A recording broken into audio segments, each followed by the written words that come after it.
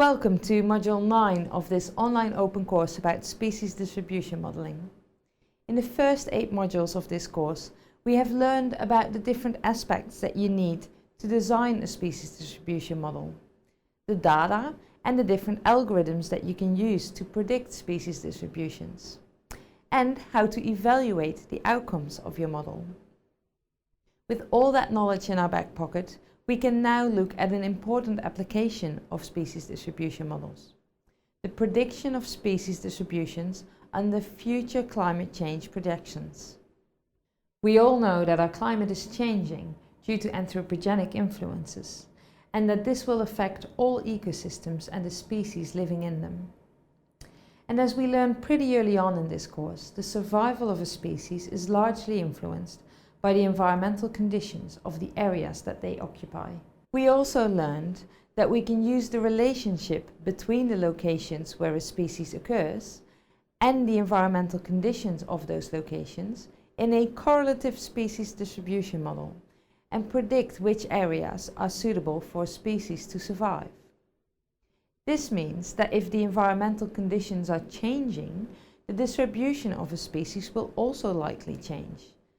Species distribution models are therefore a good tool to predict how climate change might affect species occurrences and survival.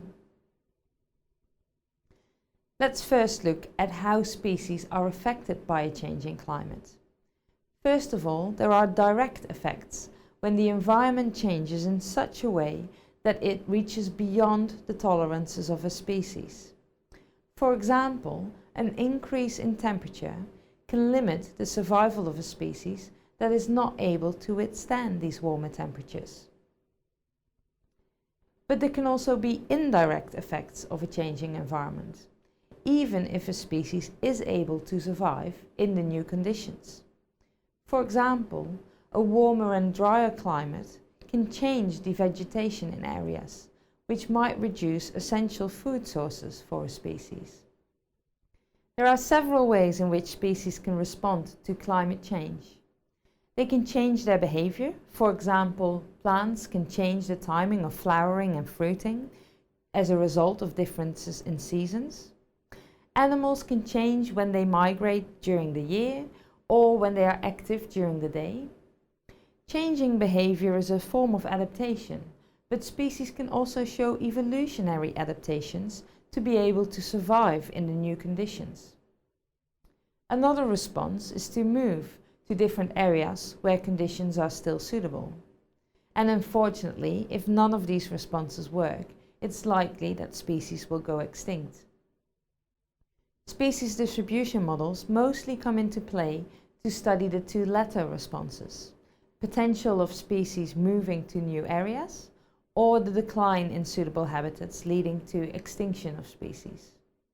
So how do we combine species distribution models with climate change projections?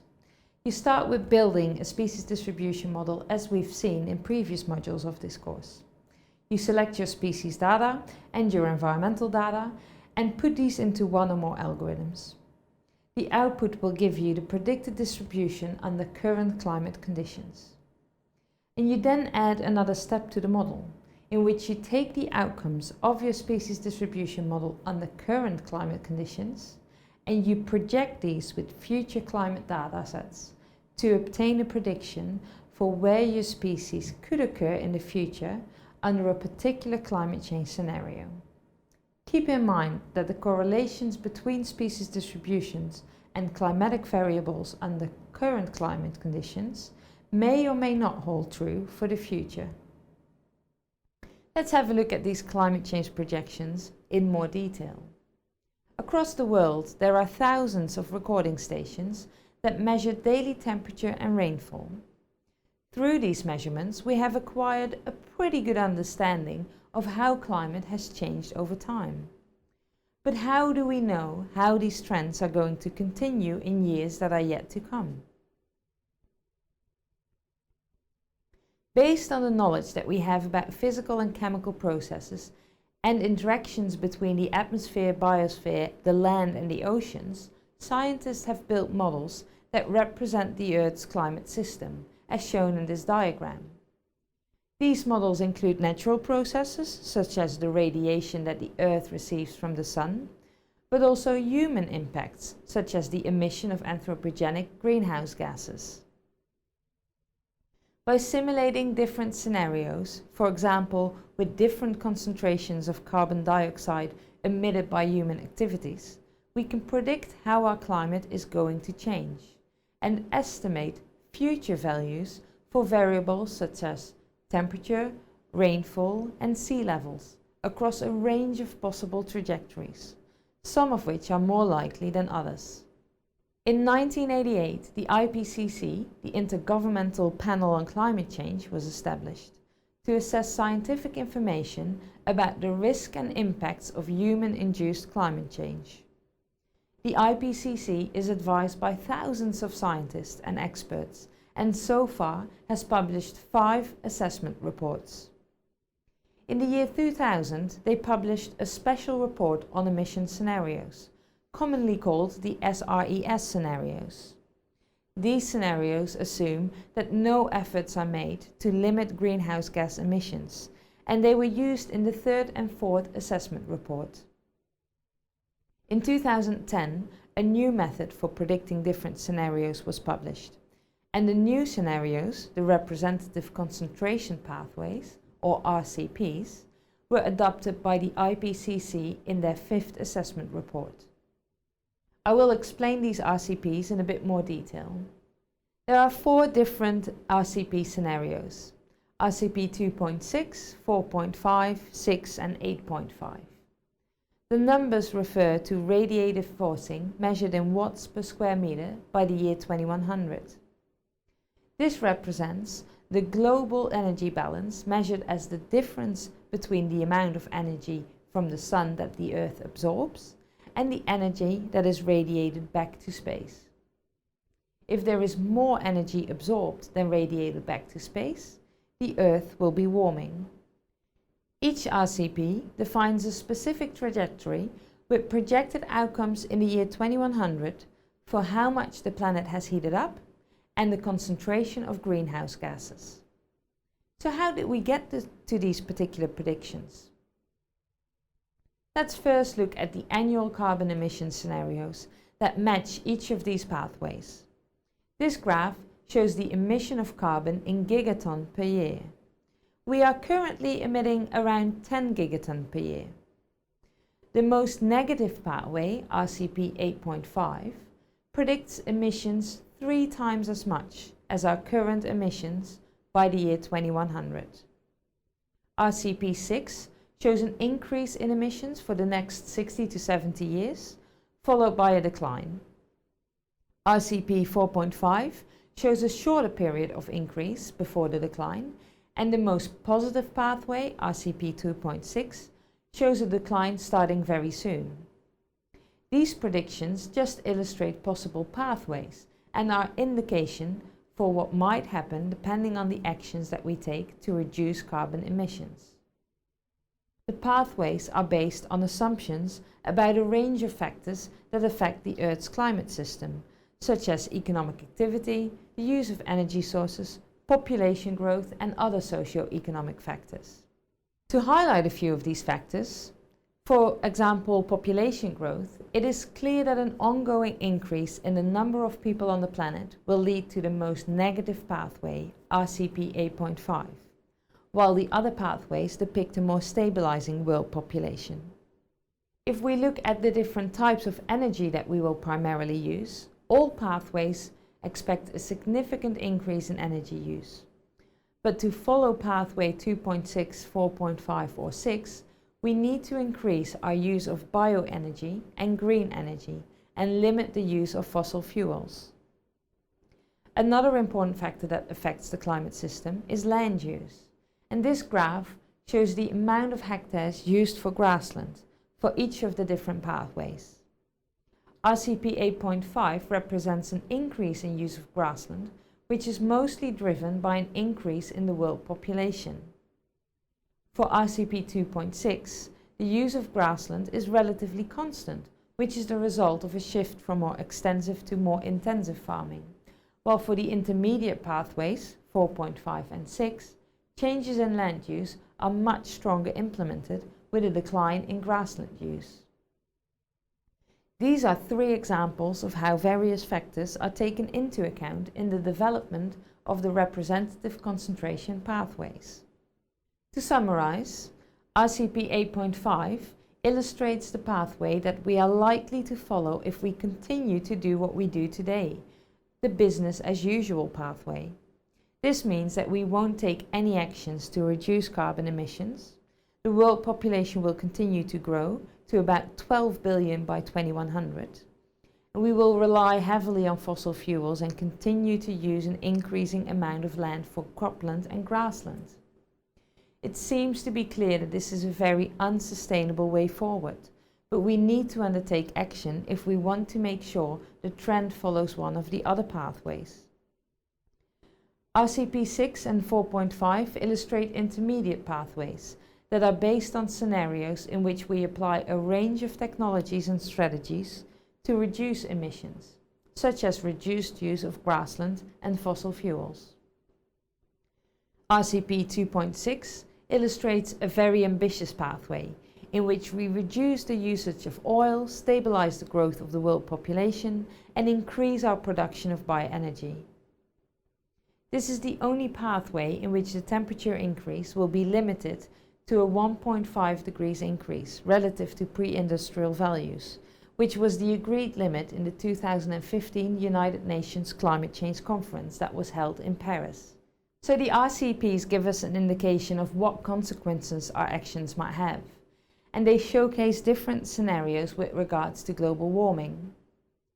They are used in combination with general circulation models or global climate models to predict future climate, thus what temperatures and rainfall can we expect in particular regions. Across the world there are about 27 different research groups who have constructed one or more general circulation models. You might wonder why there are so many different models. Can't we just use one?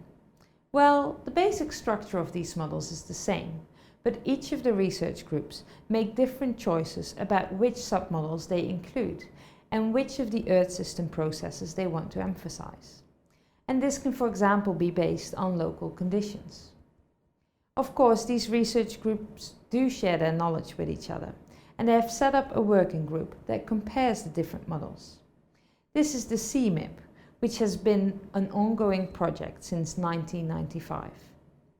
When you run a species distribution model and you want to project the results into the future, you have to choose which general circulation model you want to use. And if you're modeling a species that occurs in a particular country or at a particular continent, you can select a model that was developed by the research group in that region. So if we look back at our overview of how to run a species distribution model in combination with climate change projections, I hope it's clear that for the climate change projection part, you need to take into account two things: the representative concentration pathway and the general circulation model or global climate model that you want to use. When we talk about current climate, we usually refer to a recent period of approximately 30 to 50 years. WorldClim data for current climate, for example, is based on climate data measured between 1950 and 2000, whereas the current Australian climate data set refers to the period from 1976 to 2005. It is wise to check whether your occurrence data fits the same time frame as the climate data that you want to use in your model. And if needed, clean the occurrence data sets to eliminate historical records that were collected long before the time frame of the climate data. Future climate data is often indicated by a particular year, but it represents a multi-year average around that particular year. So for example, WorldClim provides future climate change projections for 2050 and 2070, in which the 2050 projection is the average between the years 2041 and 2060, whereas the 2070 projection refers to the average between 2061 and 2080. The future projection for Australian climate represents 10-year time intervals from 2025 to 2085, in which the projection for 2025 refers to the period of 2020 to 2029, and so on. The approach of combining species distribution models with climate change projections has been widely applied to a variety of species, and the results are quite alarming. The general pattern that we see is that species are moving higher up in the mountains as areas at lower altitudes are warming up, and species are moving towards the poles, following colder climates. For example, many species of mountain frogs are affected by climate change as increasing warm and dry conditions reduces suitable habitats. This has already led to the extinction of this golden toad that lived in the cloud forests in Costa Rica. Research has also shown that over 50% of European butterflies and birds shifted their range up north, some as far as 240 kilometers from their original occurrence sites. So before you go and explore how climate change might affect your species, I would like to give you some food for thought and briefly discuss the uncertainties regarding species distribution models under future climate change projections. As I have mentioned in other modules of this course, models are only a representation of the real world, based on our understanding of species and their environments. Because we don't have detailed information about the tolerances to different environmental variables for each species, we make assumptions based on their current occurrence sites.